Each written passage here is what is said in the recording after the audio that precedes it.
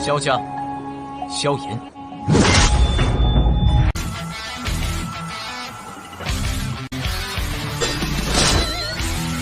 指缝中的光点燃了梦魇，站在天端俯瞰着世界无边无边。 Selamat datang di channel hiburan netizen. Mari kita lanjutkan part berikutnya dari cerita novel Donghua Battle Through the Heavens. Ini hanyalah full spoiler. Tanpa banyak kata demi menghemat kuota, segera kita mulai isi ceritanya. Seorang tokoh manusia tua tergantung di langit. Wajah yang dikenal itu membawa sedikit nostalgia. Mengejutkan Yao Lao yang telah tertidur di dalam ring selama 2 tahun. Pada saat ini, tubuh Yao Lao telah teraglomerasi jelas lebih penting daripada sebelumnya. Dari kekuatan spiritual yang kuat yang samar-samar dipancarkan dari dalam tubuhnya, orang bisa mengatakan bahwa tidurnya selama 2 tahun terakhir juga telah menyebabkan kekuatan Yao Lao meningkat secara signifikan. Itu kamu? Medusa terkejut ketika tatapannya menyapu wajah Yao Lao. Dia segera menekan alisnya dan bertanya dengan heran. Yao Lao tertawa. Dia mengangkat kepalanya dan menatap Xiao Yan yang jatuh pingsan. Wajahnya terlihat senang. Meskipun dia turun ke tidur, dia masih bisa merasakan energi melembabkan rohnya dalam ketidaksadarannya. Siapa lagi selain Xiao Yan yang akan menggunakan tindakan semacam ini untuk dengan cepat membantunya dalam kesembuhannya? Sungguh tidak terduga Anda berhasil menelan piton penelan surga dan bergabung dengan rohnya. Kemajuan Anda sangat cepat. Dari kelihatannya, aku sudah tertidur selama beberapa saat kan? Yao Lao melirik Medusa yang tergantung di langit tanpa bergantung pada kekuatan eksternal saat dia tertawa samar. Anda juga tidak buruk. Kekuatan Anda telah benar-benar melonjak sedemikian rupa setelah tidur selama 2 tahun. Medusa dengan dingin tertawa. Dia meliriknya. Awalnya, dia berpikir bahwa dia pasti akan mampu melampaui pria tua misterius ini setelah dia bisa bergabung dengan semangat piton penelan surga. Namun, dia tidak mengharapkan kekuatan spiritual Yao Lao menjadi semakin kuat setelah tidur selama 2 tahun. Selama konfrontasi tunggal seperti kilat sebelumnya, Medusa mampu merasakan bahwa meskipun telah berhasil bergabung dengan semangat piton penelan surga itu masih cukup sulit baginya untuk mengalahkan Yao Lao. Mengapa kamu masih tersisa di samping Xiao yang sekarang setelah kamu bergabung dengan semangat piton penelan surga? Sebuah flicker melintas di mata Yao Lao yang menunduk. Dia sangat jelas dari permusuhan yang Medusa pegang terhadap Xiao Yan. Dia masih takut padanya ketika dia ada di sekitar, dan dia harus sedikit berhati-hati bahkan jika dia ingin bertindak. Namun, mengingat kekuatan Xiao Yan, sulit untuk menjamin bahwa wanita kejam ini tidak akan memiliki pikiran lain mengingat kekuatan Xiao Yan. Medusa juga memahami penangguhan hukuman dingin dalam kata-kata Yao Lao. Dia adalah orang yang angkuh dan mungkin mendengarkan sedikit jika dia berbicara dengan baik kepadanya. Namun, begitu nada seseorang tidak sesuai dengan keinginannya, dia akan memberikan wajah dingin ke pihak lain terlepas dari siapa dia. Oleh karena itu, dia juga mengangkat wajahnya yang menyihir dan dengan dingin menjawab ketika dia mendengar kata-kata Yao Lao ini, "Apa hubungannya denganmu kalau aku tinggal di sini?" Orang tua, Anda juga memiliki tanggung jawab untuk cara Xiao Yan mempermalukan saya saat itu. Saya bahkan tidak menemukan masalah dengan Anda sekarang karena kami bertemu. Namun, Anda sebenarnya ingin mengelola saya? Hehe, gadis bertepi pisau cukur. Ketika saya yang lama berkeliaran dan mendominasi benua, Anda hanya minum susu di tempat yang tidak dikenal. Yao Lao tertawa aneh. Namun, dingin di wajahnya perlahan berkurang. Terlepas dari apakah wanita ini memiliki niat membunuh terhadap Xiao Yan, yang terakhir setidaknya masih hidup pada saat dia bertemu dengannya. Namun, saya yang lama tidak punya waktu untuk berdebat dengan Anda sekarang. Kita bisa menyelesaikan skor kita begitu aku membangunkan anak kecil ini. Tatapan Yao Lao menatap ke segala arah sebelum tatapannya tiba-tiba berhenti di sebuah kawah obat merah di atas batu besar di antara dinding tebing. Dia tidak bisa membantu tetapi mengeluarkan terkejut. Dia memberi isyarat dengan tangannya. Sebuah gaya isap muncul entah dari mana kawah obat besar itu secara otomatis terbang dan tergantung di depan Xiaoyan. Kuali obat ini, tangan Yao Lao dengan lembut mengusap berbagai ukiran binatang buas yang hidup dengan kepala terangkat pada kuali obat. Kejutan di wajahnya bahkan lebih kaya beberapa saat kemudian. Dia tidak bisa menahan diri untuk berbicara dengan lembut. Kuali obat ini mengapa terlihat sangat mirip dengan 10.000 binatang kawah yang tercatat di peringkat surgawi kawah? Yao Lao jelas memiliki mata yang berkali-kali lebih tajam dari Xiaoyan ketika sampai pada pengetahuan tentang kuali obat. Yang terakhir hanya bisa merasakan bahwa kuali obat luar biasa, tetapi memiliki kesulitan besar menebak asal-usulnya. Yao Lao, di sisi lain, mampu mengandalkan pengamatan kasar kepada membuat tebakan terdidik. Dia memang tangguh. Yao Lao memutar matanya. Mereka akhirnya mendarat di Medusa di sampingnya. Dia menghela napas lega setelah melihat bahwa dia benar-benar tidak bereaksi terhadap kuali ini. Dia melihat cincin penyimpanan biru tua itu dari jari Xiaoyan dan hendak menyimpan kuali obat ketika dia sekali lagi mengeluarkan hembusan kaget.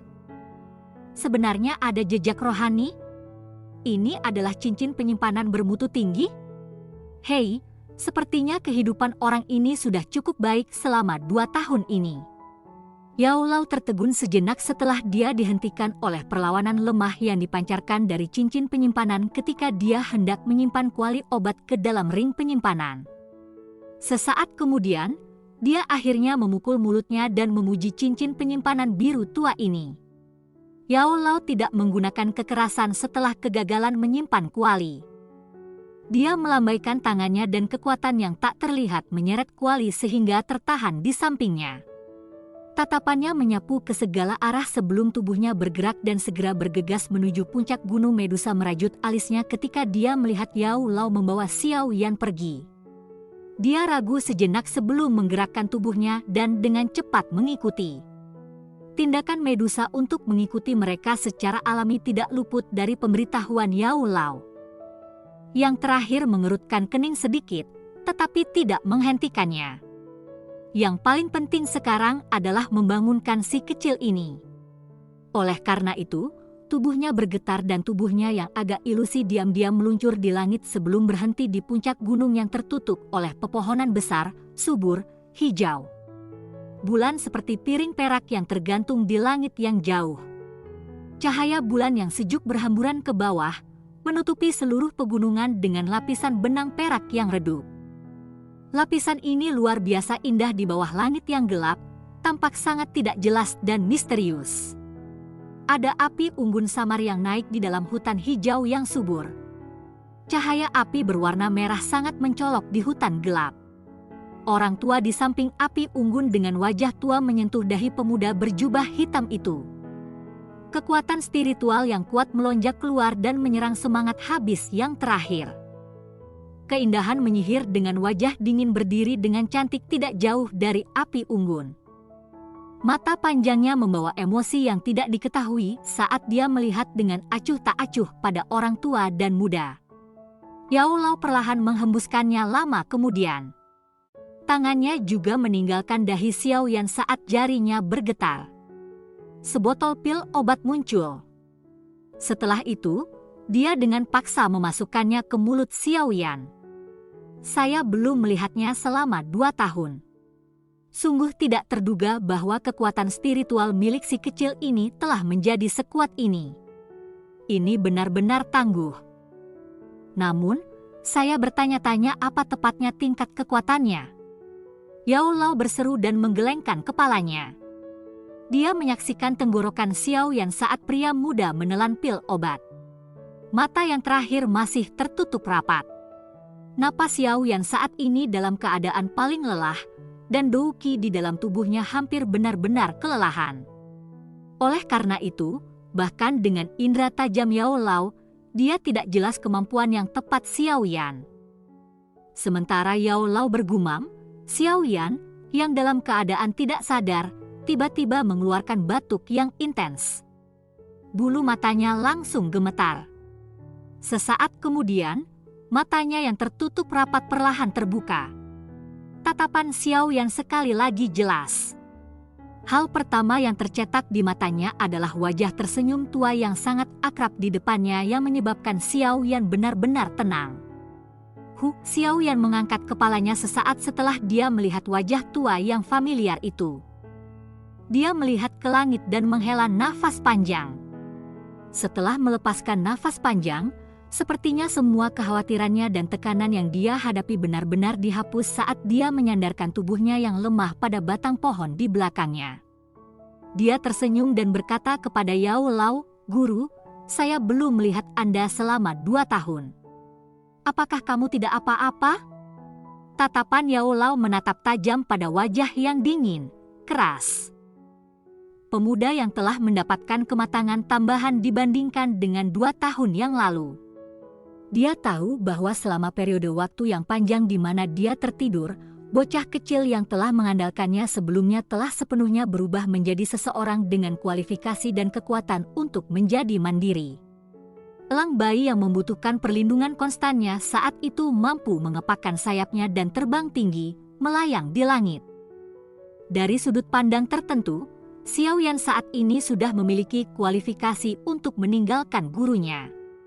Tangan Yao Lao yang keriput hangat dengan lembut menepuk kepala Xiao Yan.